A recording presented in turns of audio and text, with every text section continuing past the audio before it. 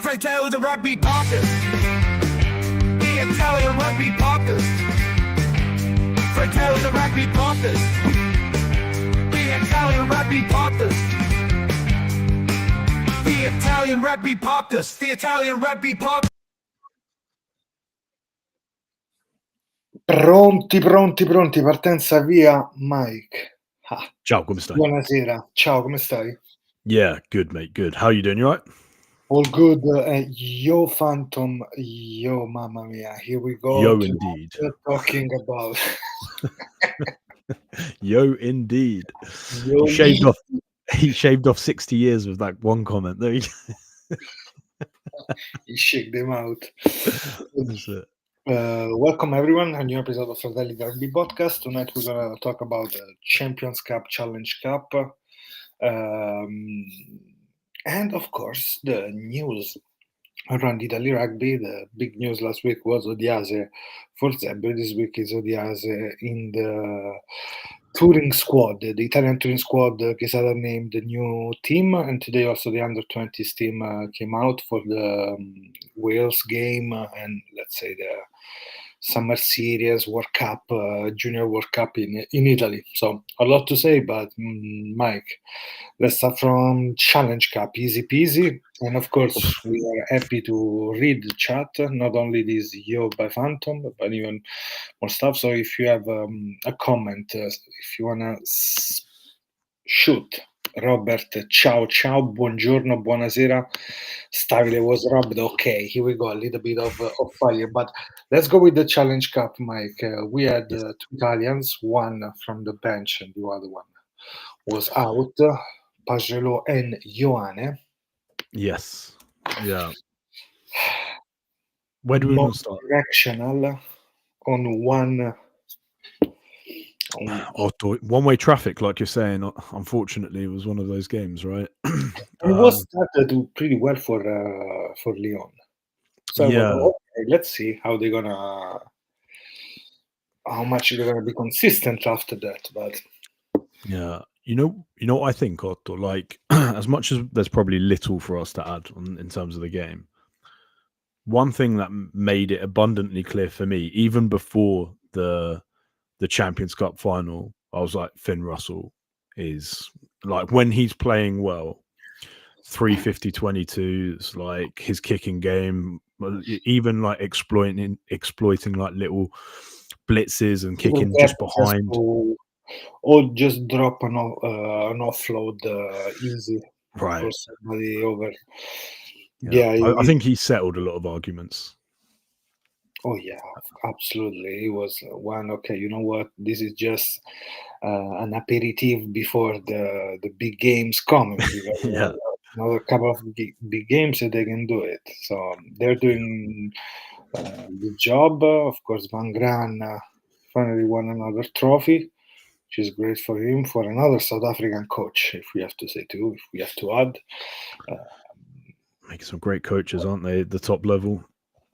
Mike, I'm wondering how much it was going to change because the noises after the game, not for to cheer one or the other team, but were against the ref, and of course this head contact that was during the game, specifically the one with Underhill. Your thoughts about that? And also, if you want to put it on the perspective of the finals in general, so Challenge Cup. Champions Cup, sorry. No, it's an important question, I think, actually, especially like you said, Otto, going into some big games, especially, for the Lions, but even for us, in South Africa and stuff, it's important for us to get clear, like some clear guidelines in terms of like what constitutes a red card. And I think this last weekend, it just shows that still we're not quite sure about, the consistency of the decisions. And that's not the referee's fault, in my opinion. In my opinion, it's because we're not clear. The World Rugby aren't clear enough because they're allowing opinion. And some people might see things differently, and that's fine, right? We're human. And every Right. time it's happening, because of course for one ref can be a situation a higher level of danger. We joke a lot about how it's managed all the Super Rugby, the head contact, but also in France how they manage like Yeah, it's just jouet, isn't it?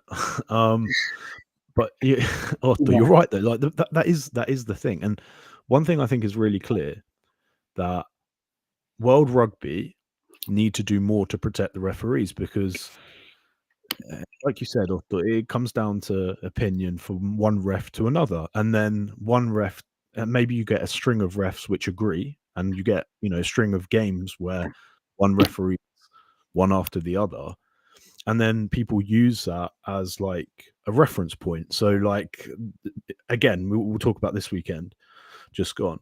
I thought I'm going to answer your question directly. I thought Underhill's was a red card. I didn't see the mitigation, right? Personally, that said, I understand if she saw a step, that's a yellow, right? that's yes, Right, of course. right, and that's it. Mitigation. Like I understand the logic behind it. It wasn't like a clear red and she's making stuff up. If she believes what she saw, yellow, fine. However, the next two ones which weren't cited in the subsequent game that I thought were both equally as bad and equally as dangerous. Now I have to ask World Rugby again, like, what What is a red shall we card do? Yes. now?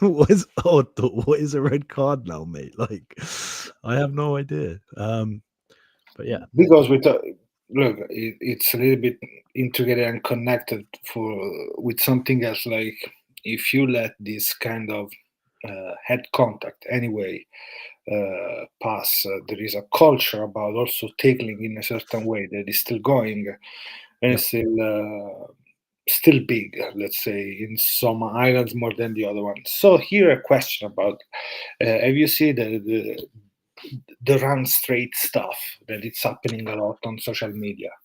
yeah. I saw the news as well. I think And you're you about see to the bring up. news like this morning before no reading the news. I repost on my Instagram something like the stupid game arrived to New Zealand because there is something that for me it's completely something that should be really put far away from the rugby pitch.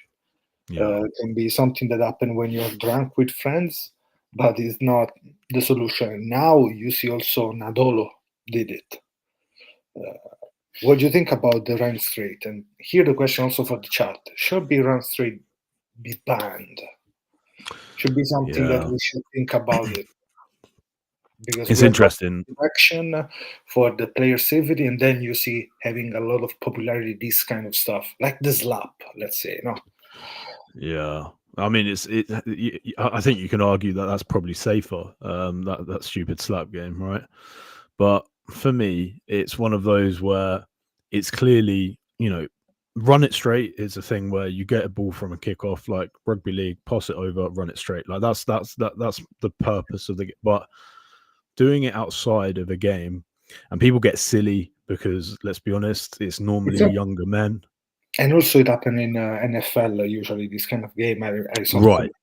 Exactly. Yeah. Yeah. Exactly. The running back. Exactly. But in that case, and I think actually you've provided a better parallel.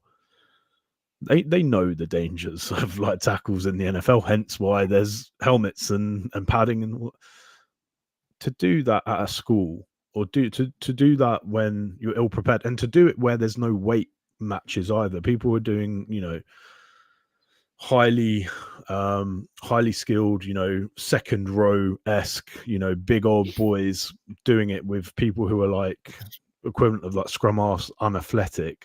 Dangers are there, Otto. And ego is more there. steps, more side step, more good steps we need, even Yeah, from the top. We need more those. yeah. Like rugby is a game of space, Oh, not a game of contact. Or in the best world, it's a game of space. It's about creating space. It's about finding space. evi- or we can say evasion, Exactly. evasione, no? Yeah. Sport Evasion, all'evasione. agility. Perfect, Otto. That's the perfect explanation. That's what rugby should be. Um, But sometimes it's always sometimes fun to see the other side of the game. But like that's what rugby should be. It should be about finding holes. It should be about finding space, not killing your opponent. But anyway, just because I saw that contact was really hard, and now I'm thinking about how hard you see this stuff going on Instagram a lot, and they are touring too. This kind of tournament, they put money on that. Like, okay, who's gonna win? Oh, I Gonna didn't take know some that. money. Wait, sorry. Explain this for me. There is also this. It's a happening also tournament. that I thought it was just the school kid thing that you're talking there are about. tournaments too. And no, literally, I'm gonna send you more stuff these days. Crazy. But there are tournaments also with money around that. No excuses. That's around straight. So yes, it should be banned. If that's the case, Stop. yes, 100%. I thought it was just school kid shit. Yes, needs to go. Get it bin. No, because the one of the member founder of some league about this run straight was saying also that it's something that happening in every backyard in New Zealand, in Australia, or in Samoa or whatever. Okay, I got it, but doesn't mean that you have to promote that behavior or that kind of damages. Yeah, it is dangerous, mate, for sure. But anyway, okay. Let's leave the bad stuff there, the ref stuff there. Mike, this Champions Cup final. Yes. So let's talk about the Champions Cup final. So let's put this on. Not one or another message. No, it's a fair point.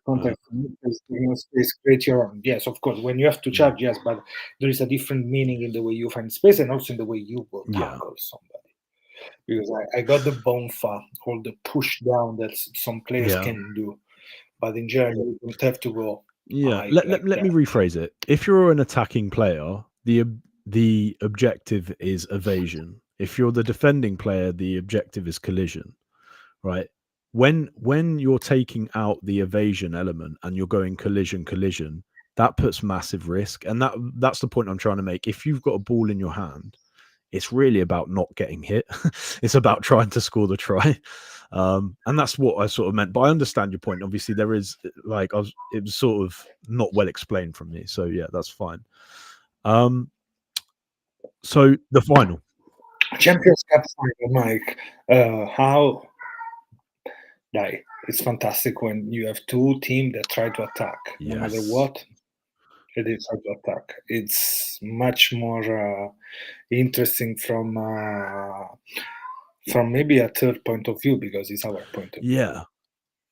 Right, because we're not emotionally involved in this game. I had no vested interest. Like, I didn't want one team to win more than the other, and as much as I would have loved to have been in that position, it was quite nice because I could see why some of the fans got so emotionally invested with what's happened, with everything that's happened afterwards. But let's talk. They had to feel the pressure, for sure. Like drinking the beers out of stress more than out of enjoyment. You know, it's just trying to calm yourself down. But yeah, hey, listen, like I did not anticipate a final like that. You said it perfectly at halftime.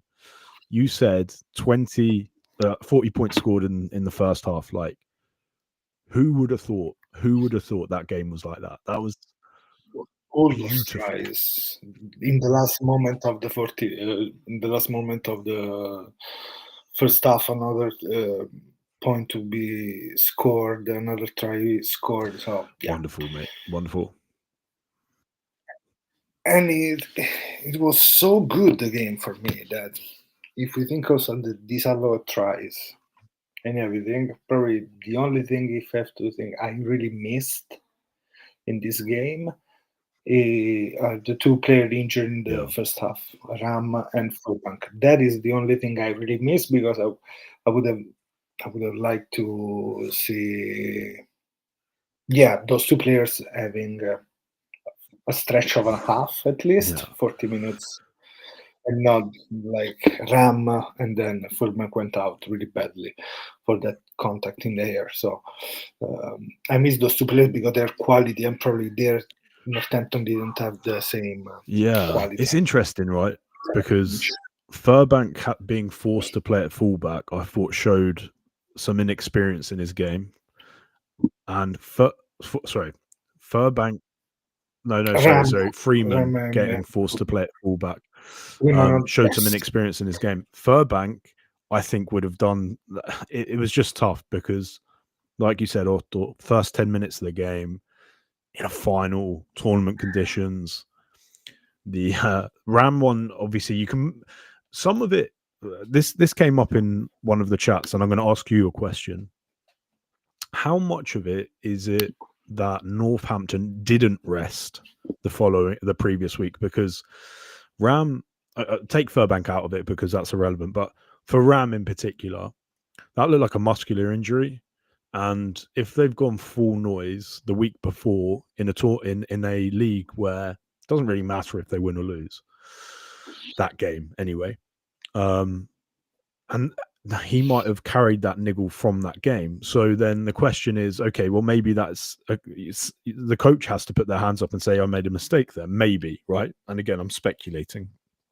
But I was just interested to hear your opinion on that. Do you think maybe they made a mistake on that? Man, on one side, I can say, hey, I'm pretty happy with that because next week they're gonna play against Gloucester. And on one side, I can say that. So I'm so sorry. I really feel for them. On the other one, yes, of course, but it's part of the risk that you take as a title defenders to Northampton and still to find their way for the playoff. So there's all that situation that probably is on the line. Everything was on the line. They thought maybe it was a smoother, softer kind of game, the one they were facing last week, and they went like that in this game. Then you're missing other players that doing the some bench players you are missing, but the team was good. But then you see how tired they were, especially out because you depowered Freeman in that way. A little bit like what happened with the Bielbarri in the second half when he went to go cover for Buros, and then with the Retier they were trying to understand how to move around there. But absolutely, Mike, I think something is related to that. I'm wondering if it's been asked to the coaching staff about selection. They know what they were doing. They were confident with their selection. They were not expecting two kind of injuries like that. At least maybe the second one more. They were not expecting to be that bad. Hey, that was crazy. And that, again, arguments there. I don't know if you've seen them, but for me, it was a rugby collision. Absolutely. And the argument for me where people were like, oh, well, the ball was further away. It's a rugby ball. It bounces weirdly. We know. It bounces one way or another. Like had he made that run that line, right, and Furbank wasn't there and the ball had gone the other way, he could have cleared the whole pitch. It's a bounce of a ball, and unfortunately it's a rugby collision. I don't think there was malice in that. But yeah, we moved because obviously he got up, he was getting up, and then obviously he ran over him and the knee hit him, right? That for Furbank's injury. So it's horrible, and obviously all the best to Furbank. You know, he's a wonderful player to watch. He's such a talented player, and he's really exciting. Even in an England jersey, it's nice to see him potentially sort of get back into that. Do you think Slidholm didn't? I was hoping more power from him in the second half, something more, and then I saw a couple of situations where he didn't completely.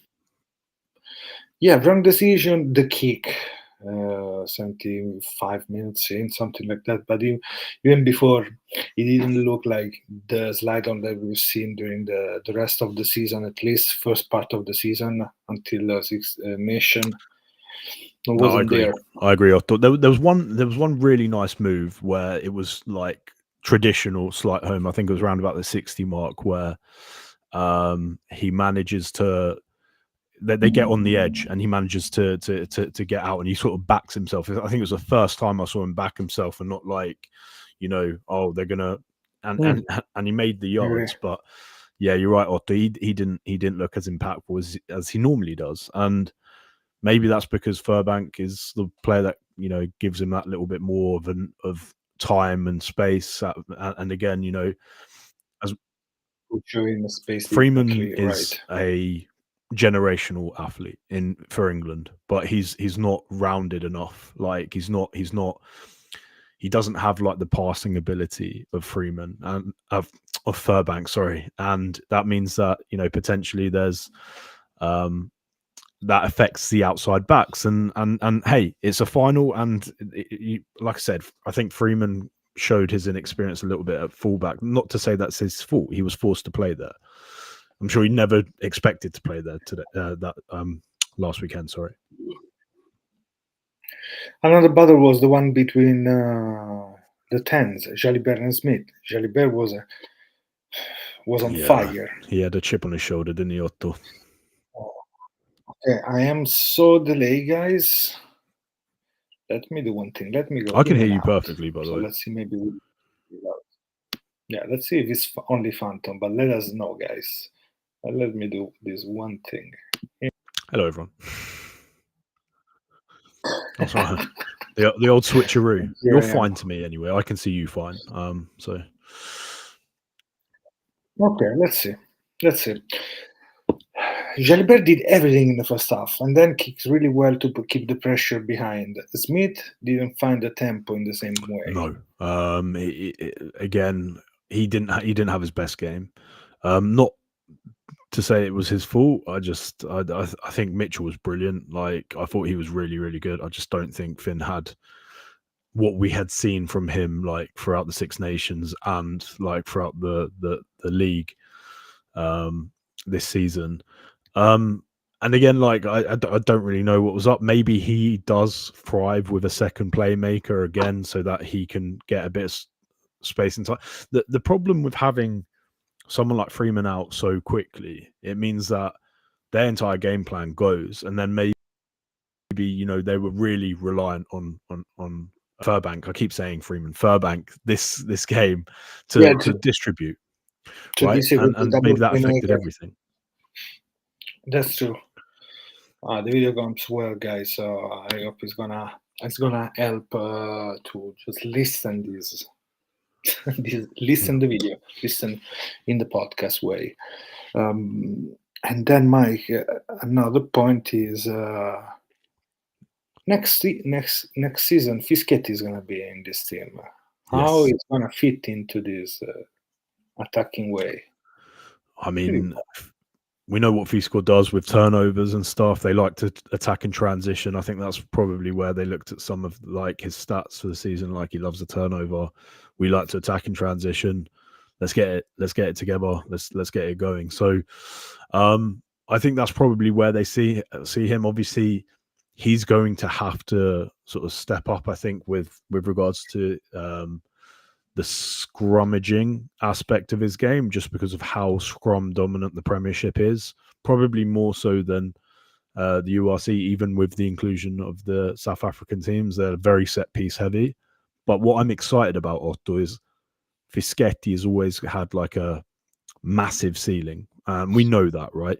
How much he can develop in a year with like a purely sort of focused on set piece league, right? With like attacks, getting thrown off from lineouts and scrum. It could be a massive season for him to develop in England. So I'm really, really excited to see that.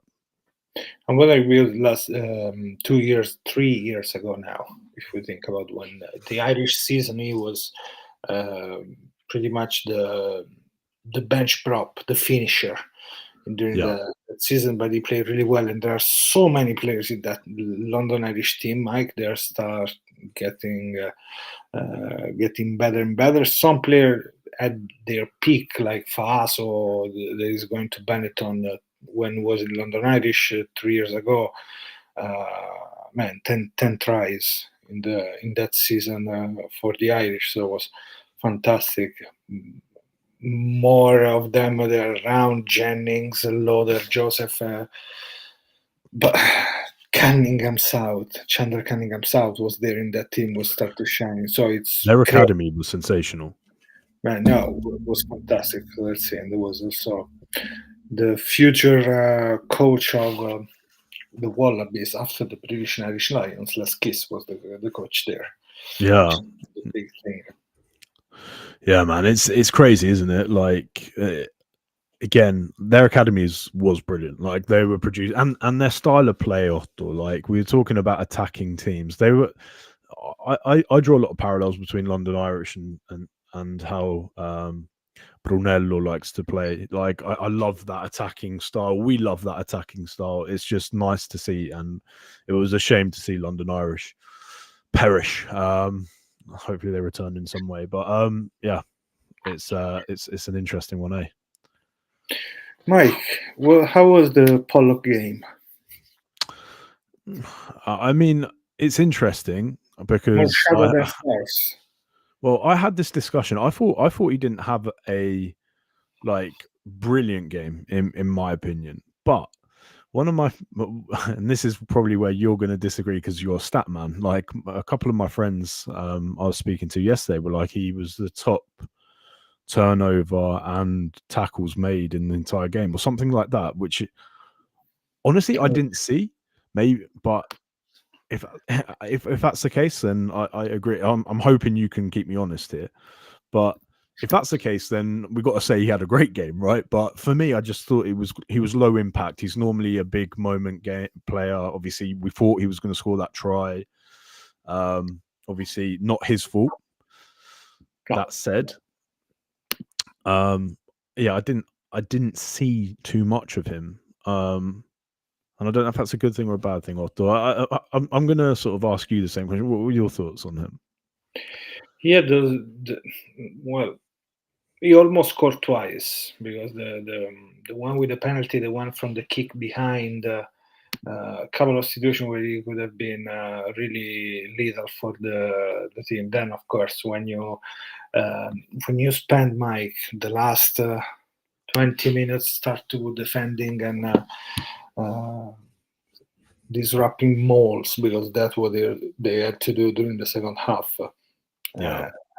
You're not gonna shine, but probably he did it. I was trying to open now the stats to see this because I watched the game, but I didn't look at the stats at all. Yeah, no, but after the do game. you know what I mean by that? He stands out in most games that he plays. He's a Yeah, very, of very course, you see talented young. much more hardly hand running involved. Yeah, We yeah. didn't see. But then it's interesting. Even if he did have the most completed tackles, like I don't remember a dominant one. So that's another side. Like if and this is me being nitpicky because again, I think he is a very talented player and I think he can go very, very far. He could be again, like we're talking about generational talent. He could be brilliant. But what we need to see from him is other stuff like first of all composure. I love the fact that he's got a bit of cunt about him. He's a shithouse. I love that. However, Absolutely. right, he needs to have that back. Like he needs to make sure that if he's willing to give it, he needs to take it first and foremost. But secondly, he stands out in every single game. When he doesn't stand out, he needs to try and find a way to. Do you know what I mean? Like find a way of coming into a game. And some of the best players, if you look at like the South African players, for example, even if they're defensively playing and they're not attacking, like the Etzebeths or the I don't know, let's say the Diegas or whoever it is, right? They're putting in hits and they're putting in big old hits. Like the back row, if they're defending like and they're putting in big hits. I didn't see a single one of that yet. And I know he's only 20, but that's the next step for him, isn't it, Otto? Well, the rumors about like where he should play, I don't remember which pundit was that said probably he should be a finisher. Maybe that is the best position for him. I didn't say that. Maybe can be much more involved in those minutes, but depending also how your team is going to be able to manage those situations. I think he's very similar to Vincent, don't you? Vincent to Giuliani, maybe running more Vincent because we see less situation like that, running away like Gazzotti does too, no? Yeah. Gazzotti entered and I saw him running around the pitch, sadly Yeah.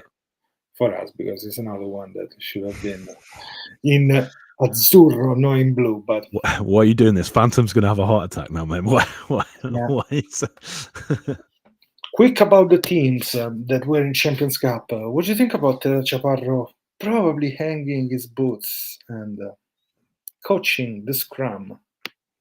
He's been around for a while. He knows the players well. As long as he can command respect and he applies what he's learned, it's a good one, right?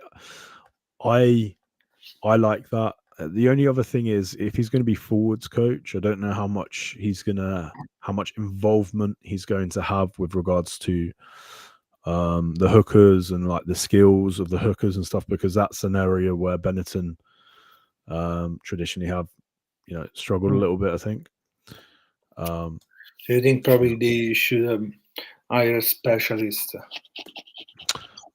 I don't know. Like Scrum is obviously important, but I think if you understand like the hooker's role in that as well, then cool. Obviously, forwards coach for me, that's the bit, and I feel like you learn that over time. If you're not a hooker, I think it's easier for hookers to understand what's going on either side of them, and that's why I think sometimes you see like really good hookers as forwards coaches. I'm looking at obviously the current South African one. I'm looking like he was a hooker. Obviously, he was at Quins, wasn't he, with Adam Jones? Jerry Flannery, you were saying. Flannery, yeah. But like that's sort of the point I'm making, Otto. Like for me, it's a good appointment if he does the job well. that's it. Okay, bene, then let's see, because we're gonna say Crevi. Eccolo qua, Crevi, Yeah. coach. I don't want to see him in Treviso anymore. The point with Crevi is probably going to be involved again with Spain rugby. That is the rumors around him. He's going to be there, but let's dig into the team, Mike, because that's most important thing for us, for the Italians, wasn't Bordeaux, but was the man Quesada with the choices for the squad. He picked a team, 13 Benetton Lions, Leoni del Benetton, 10 Zebre, 10 players abroad. And into these 10 players between abroad and in other teams, there are 2 from the Serie A Elite, which are Giulio Bertaccini and Mirko Belloni, fresh MVP of the season, being posted today. More stuff. He was with other players, and he's going to be playing the final this weekend between Rovigo and Viadana. So, a lot to say, Mike. Your thoughts on this team? You were expecting this. Are you happy in general with the choices? No, I didn't expect what it. else to say? Because this is the crying moment of Phantom, but of course Stabile was looking forward to see Zabile in azzurro, and probably is one of the few players that has been left out. Who else has been left out? Of players not part of, let's say, the previous cycle. May, I think May's is a shout.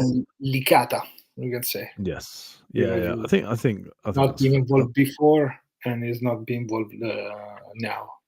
Yeah. Phantom wants to leave one of our only ball carrying sixes and bring Stavile in. Interesting. Otto, like to answer your question, didn't expect it. Very happy with what we saw. We've seen you said it perfectly. We are there to grow. Like we have gone to South Africa to sharpen our iron with iron. We're going to find some strong. Hopefully, we're seeing like a mixture of experimental South Africans with experienced South Africans, and our players can get a lot out of it. I'm really excited, Otto, by this team. How about you?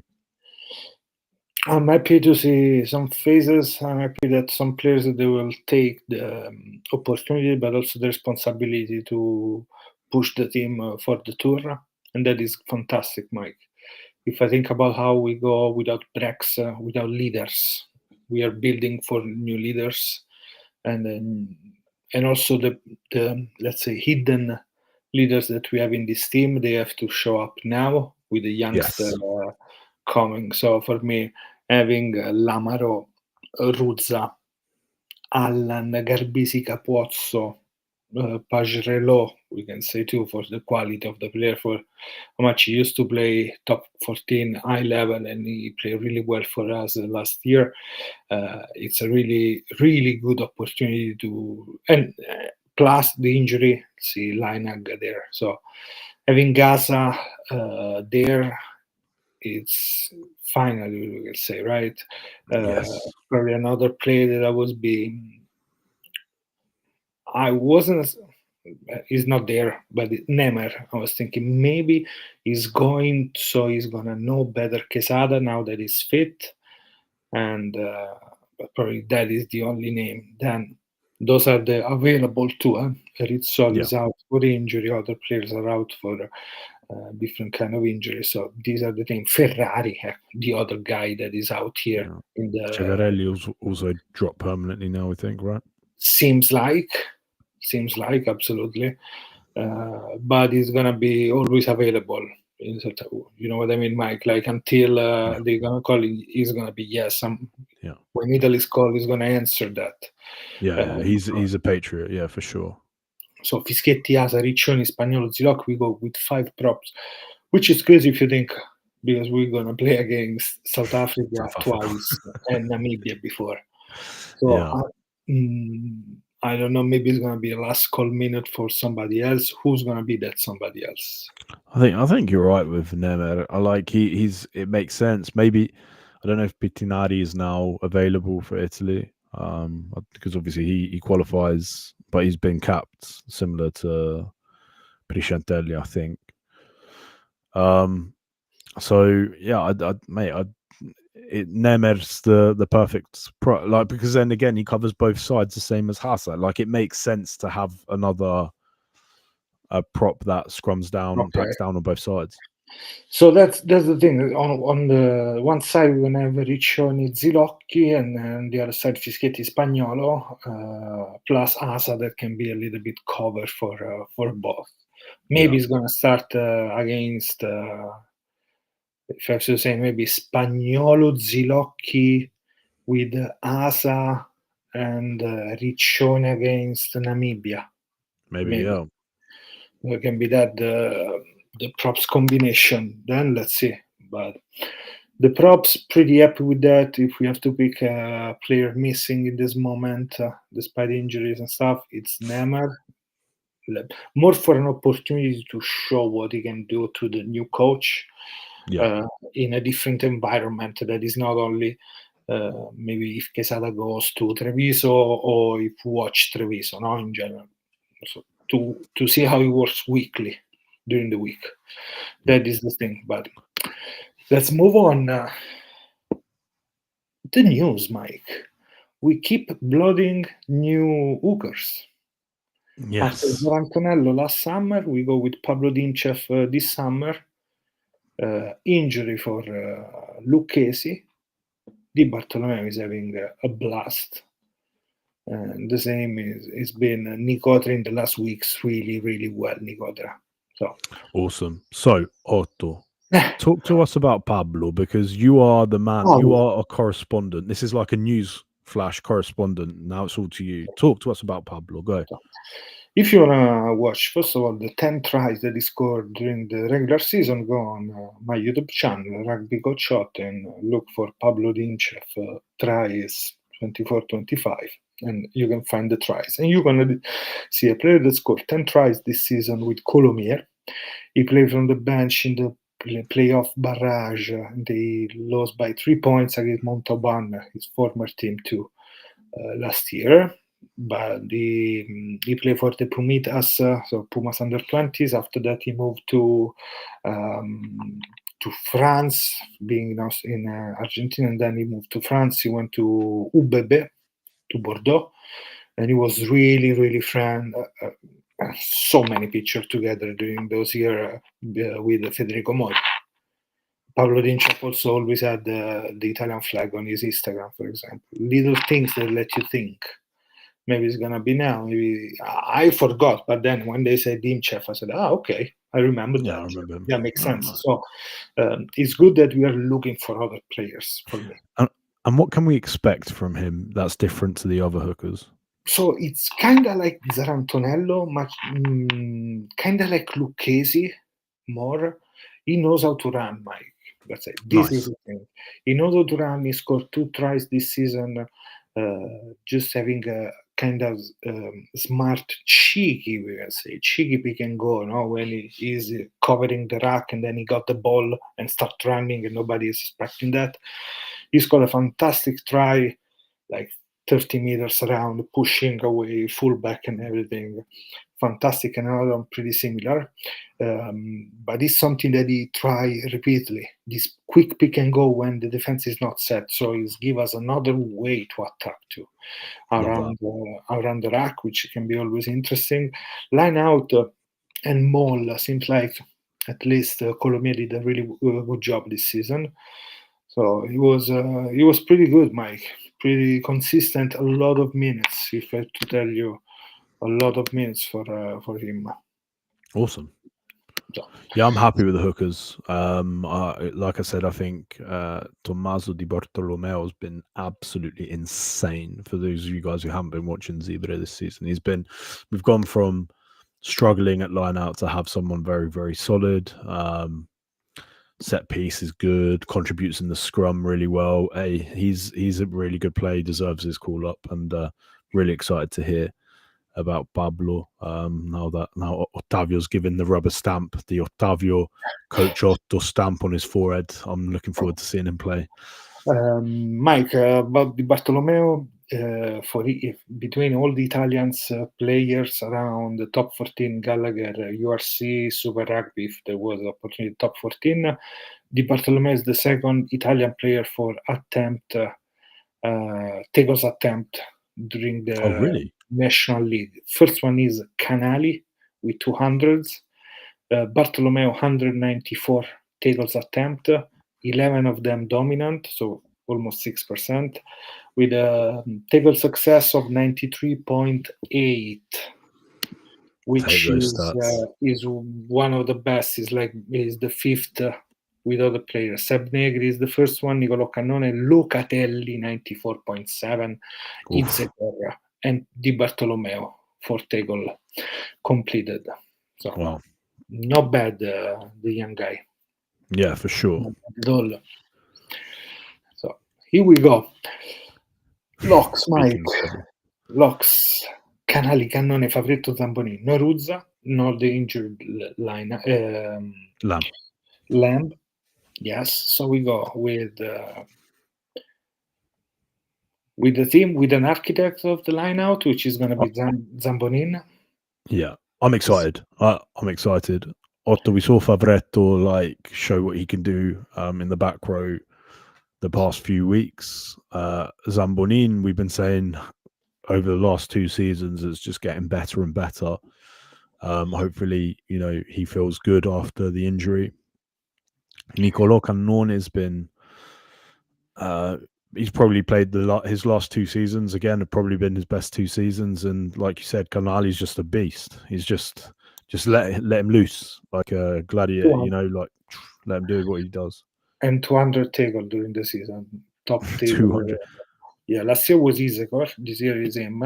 One interesting thing about Zambonin, Mike, if we think about only the minutes where he was involved during the URC games, last year, when he was okay, no injuries, he had 30 carries total out of 900 minutes. This season, 36 out of 500 minutes played. So almost half of the game, of the minutes played, he was much more involved in attack. He grew Couple up. of giraffe line breaks as well from memory. Yes.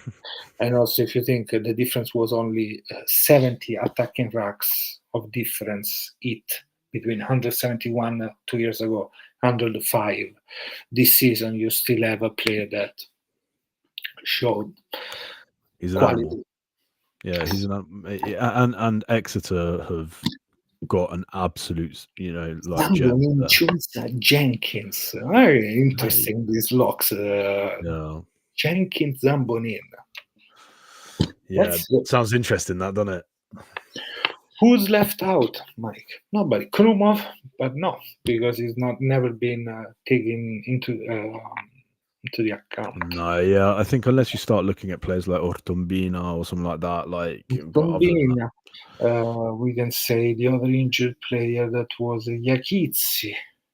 yeah, we We are there. But Yeah.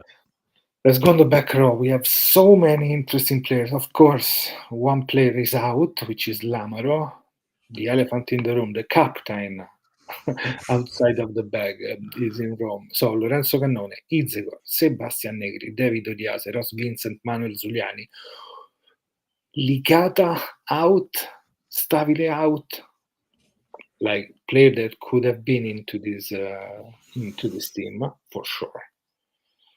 Yeah. And I mean, then, listen. And the surprise, which is David Odiase.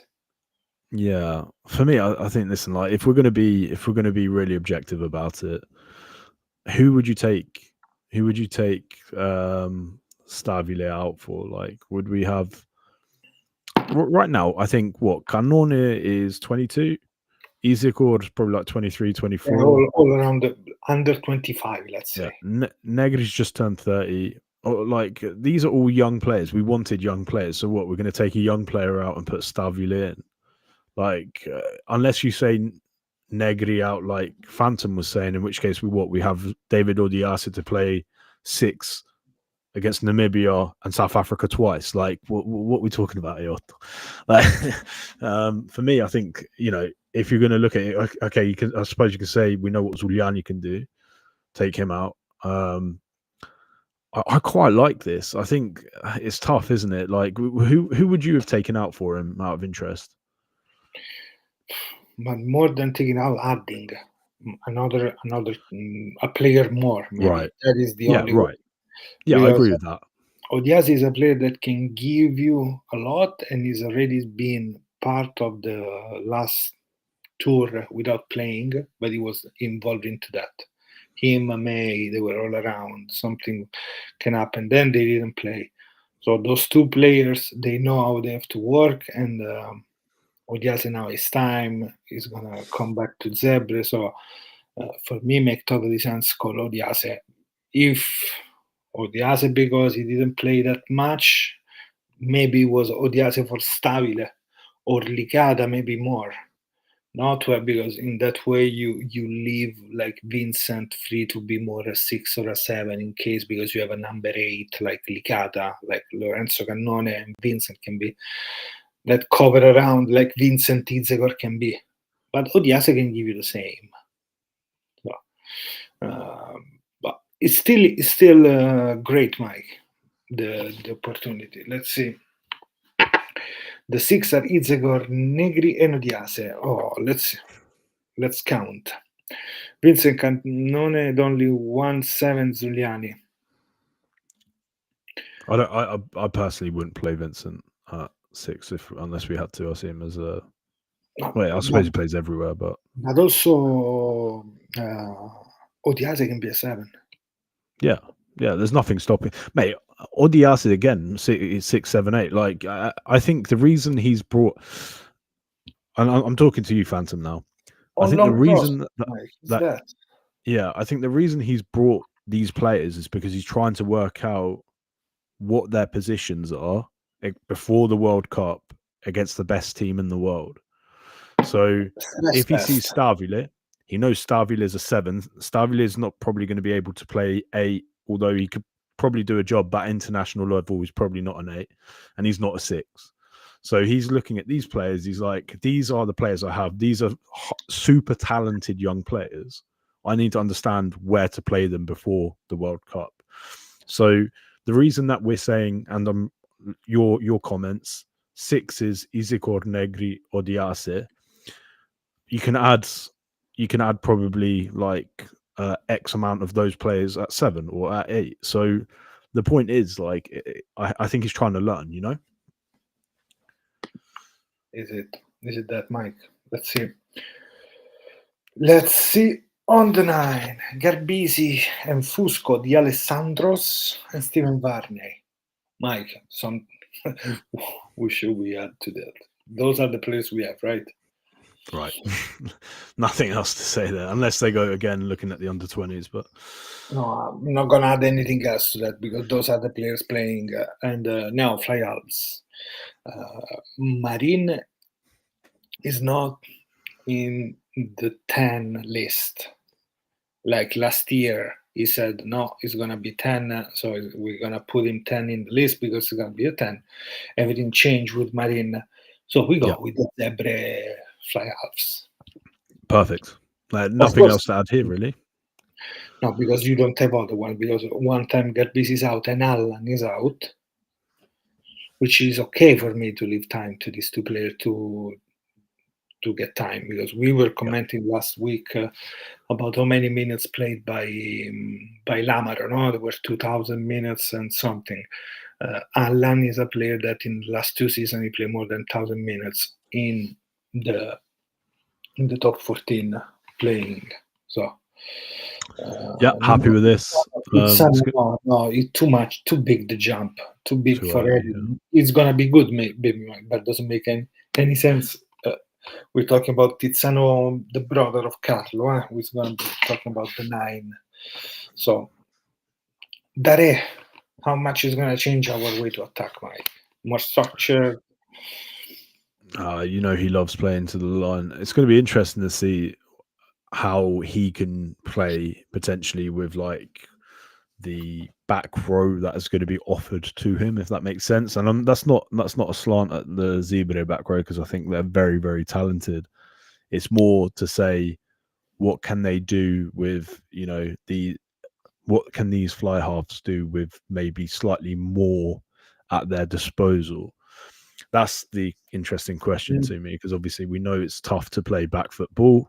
Likelihood is we're going to play a lot of back foot against South Africa. Hopefully we're playing front foot ball against Namibia. But yeah, I'm hoping to see some really special things from Jack this summer. Jack O'King, that can be the 10 that is going to help at number 12. Eccola. Hey guys, this is the sentence. Fucking sentence of Sam. He will prefer it. Punto. No cap. Just like why? That. Yeah, just give us a sentence as to why. Why will he prefer? Give us context around that. Why you think he's gonna be the player more involved in that way than another one? Please, Mike. When I think about Giacomo Dare, I think like a player that can lead the line, and in that way, I see really well Mori Menoncello, Moroncello. In all of this, I have to tell you, with Marin everything changed because he can attack the line really well, but it's different. Bertaccini, Marin, Menoncello, Mori, and Zanon. Somebody's missing out. The Brexit is now, let's say, the stop, for the pause for Brexit now, which is okay. Quesada. Phantom needs to go get a pillow after you've said that, mate. Like, he's a pillow on his lap, please. So Bertaccini, Marin, Menoncello, Mori, Zanon, Mike. May is out. Who else deserved the call? I mean, there's always that one player that everyone who watches Italian rugby will always say, but he's 29 now. The mathematician, as you call him. The mathematician, Lucchini, Enrico. He's the only other one, but again, if we're looking for youth, unfortunately, there's a cut-off, isn't there? Interesting, because we go with so different options. Do you think Zanon will start against South Africa? You know what, Otto? maybe he sees Zanon as a captain. I don't know. Like obviously, Quesada was always complimentary of him. Like 3 or 4 of the interviews, he mentioned him specifically during the Six Nations about his attitude. Maybe that's what got him on the plane. He's gonna be our Jesse Kriel. Yeah, I listen. wish. Like we know, we always thought Zanon could have been like this great player, under 20s, etc. Never quite got there. I don't know, Otto. He hasn't played too much this season, so I'd be surprised to see him start. But he's there for a reason. Okay. I'm thinking here Mori Menoncello, and another game is gonna be un Maraccini. It's gonna be with Marina e Bertaccini together, really light. Maybe we're gonna move with that. Mike, Zanon probably will start one of these games, but I'm interested to see who's gonna take more responsibilities on the line between the two centers. Because okay, Zanon, who's gonna go with Zanon? It's gonna be Menoncello, the 13, and Zanon the 12. Is gonna be Zanon 13 with Mori 12. I think it would be that. I think it would be Mori 12, Zanon 13, because Mori provides that front foot ball, like the crash ball that Zanon can't. Menoncello has that, and then I think we're probably likely to see, or what I'm hoping to see, and you're probably going to disagree with this, is Marin 12, Menoncello 13. I'm really excited by that combination. I'm okay with that too.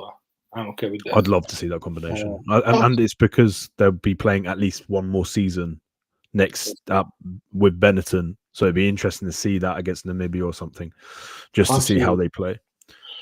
Interesting. At least like 40 minutes. Let's play them together, and then Right. maybe just mix it up.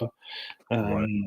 Talking about percentage of dominant tackles of the centers, and not only the centers, all the Italian teams, all the Italian players this season, Mori and Menoncello are top of the list with 23% of tackle dominance by Mori, 20% by Menoncello, 20% by Odogu.